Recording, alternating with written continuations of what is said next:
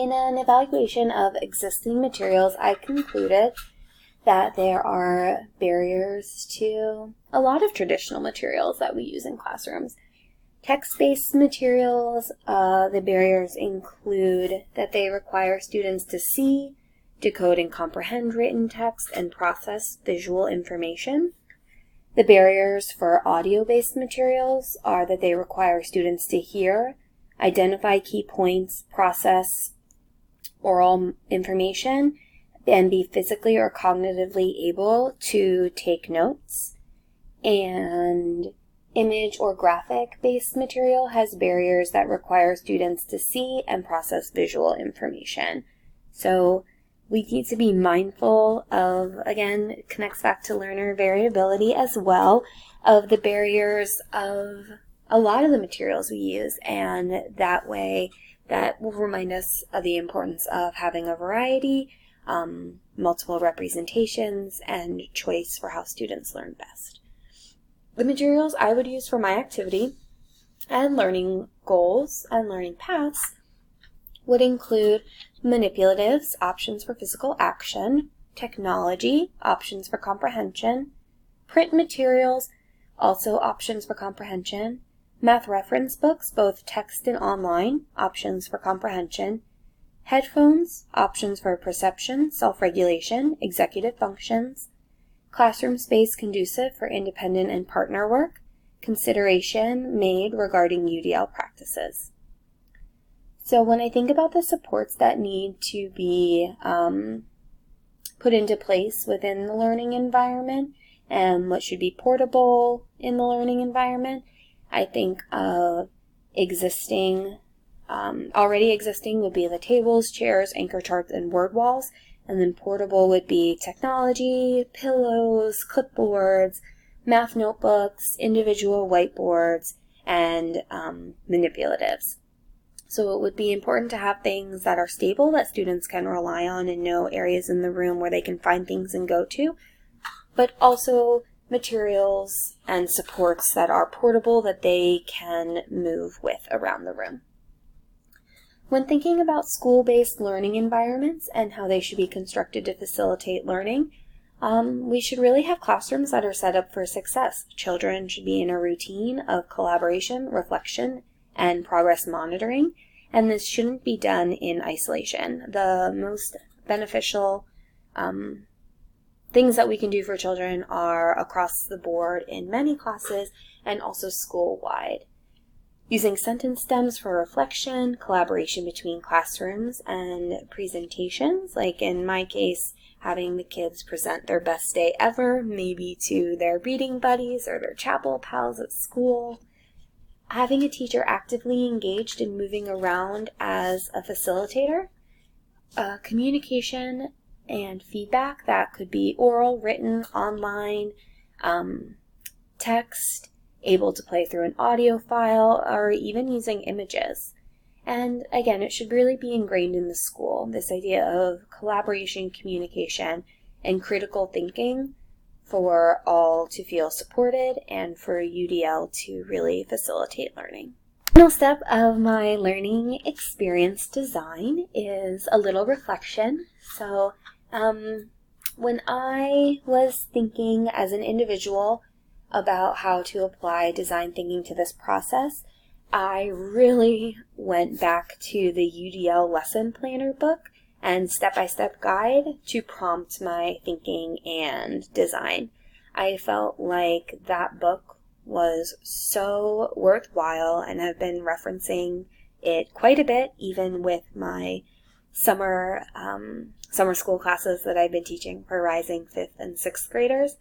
So that design, I love the real life examples. I find myself connecting with the teachers in that book, so that really prompted me to think about where I am as a teacher and as a learner, and how can I put myself in their shoes and plan using a lens with UDL.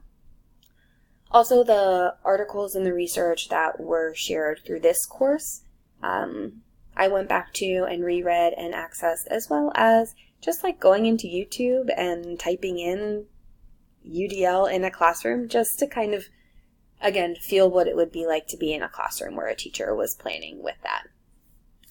Some of the key connections that were made with the learning experience and UDL framework were the UDL lesson planning components, writing learning goals, taking a variability perspective, making sure that assessments are accurate, appropriate, measurable, and connected to the learning goals, creating or finding teaching methods and materials to effectively address the learning goals, having strong instruction, and I feel like this one is most commonly skipped over but is so important, reflection.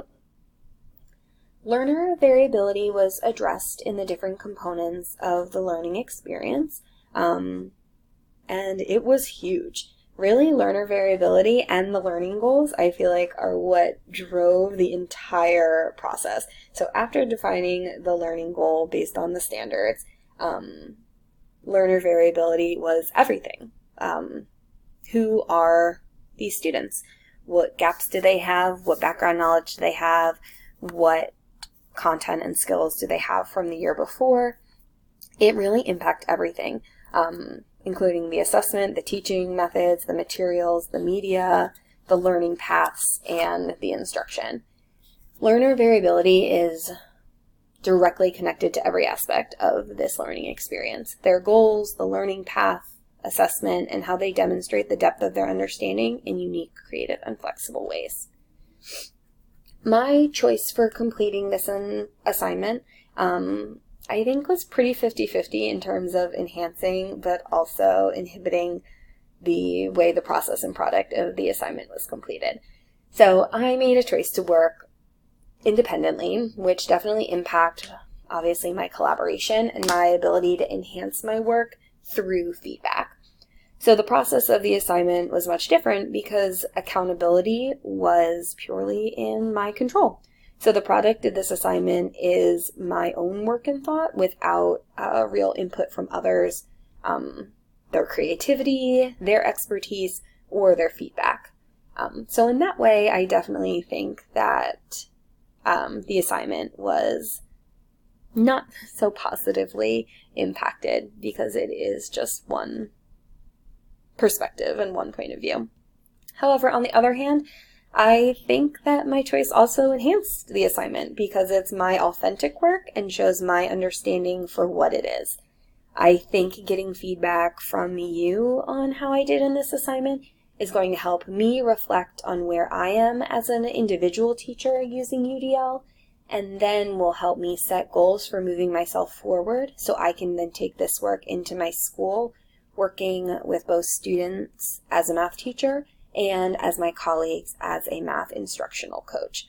So in that way, I think it's really helpful, just getting that personal feedback so I know where I can grow, where my strengths are, and what I need to improve upon so I can be the best teacher and coach for my school. If I was able to do this process again, I think there are some things I would do the same and as well as different. And I think it kind of depends. If this was the same situation, so if I was still taking graduate courses and also teaching summer school and working on curriculum for my school and tutoring and being a member of my family, then yes, I think I would go through the same process of working independently, because I think I would just feel terrible if I let my group down or something came up. However, if it was under different circumstances and this class was the only thing that I had really going on in my life, I would love to collaborate. And I really think collaboration and learning from others helps us really transform our teaching.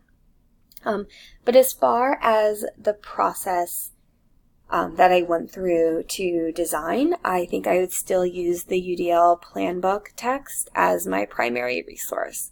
I think it put things into relatable terms that I could apply directly to the learning activity that I created.